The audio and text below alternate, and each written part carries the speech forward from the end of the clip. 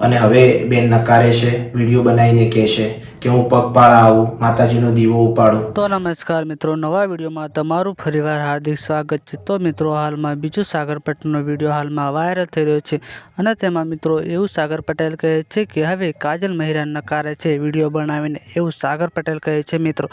જે તમને આગળ વિડીયો પણ પૂરો બતાવીશ, એટલે તમે વિડીયો પૂરો જોજો મિત્રો. અને મિત્રો, તમને તો ખબર છે દેવાયત ખવડ અને બ્રિજદાન ગઢવીનો વિવાદ ચાલતો હતો અને હવે એક બીજો નવો વિવાદ ઉભો થયો છે કાજલ મહેરા અને સાગર પટેલ વચ્ચે મિત્રો. અને મિત્રો, સાગર પટેલ વિડીયો બનાવીને એવું કહે છે કાજલ મહેરાને કે હવે કાજલ મહેરા નકારે છે, મને સ્ટેજ ઉપર આવીને કાનમાં ખરાબ બોલ્યા હતા અને માતાજી વિશે પણ ખોટું બોલ્યા હતા. અને સાગર પટેલ બીજું પણ કહે છે કે ખાસ કરીને કાજલ મહેરાને મેં જાણતો પણ નથી, એવું સાગર પટેલ કહે છે મિત્રો. જે તમને આગળ વિડીયો પૂરો બતાવીશ, એટલે તમે વિડીયો પૂરો જોજો મિત્રો. અને સાગર પટેલે પોતાના ઇન્સ્ટાગ્રામ ઓફિશિયલ એકાઉન્ટ પર તેમને એક વિડીયો અપલોડ કરીને એવું જણાવ્યું હતું મિત્રો. અને હાલમાં આ વિડીયો સોશિયલ મીડિયામાં ફરી રહ્યો છે. તો મિત્રો, તમે આ વિવાદને લઈને શું કહેવા માંગો છો, કોમેન્ટ કરીને જરૂર જણાવજો.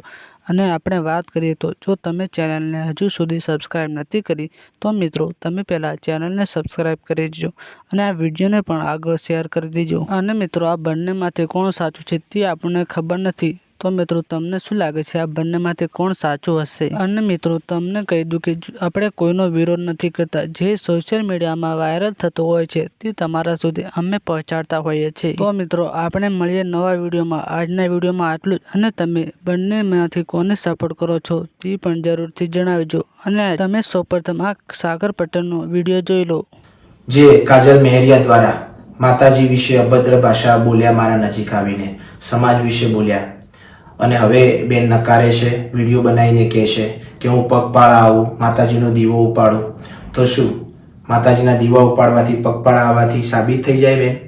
જો એવી રીતે સાબિત જ થતું હોત તો અત્યારે કોર્ટ કચેરી ના હોત. તો આ વાત મારા માનવામાં આવતી નથી. અને અગાઉ પણ માતાજીને તમે ગાળો દીધેલી છે અને એમ છતાં પણ તમે એ વાતને પણ નકારી છે કે મેં ગાળો બોલી નથી. એ તમામ લોકોએ એના વિડીયો પણ સાંભળેલા છે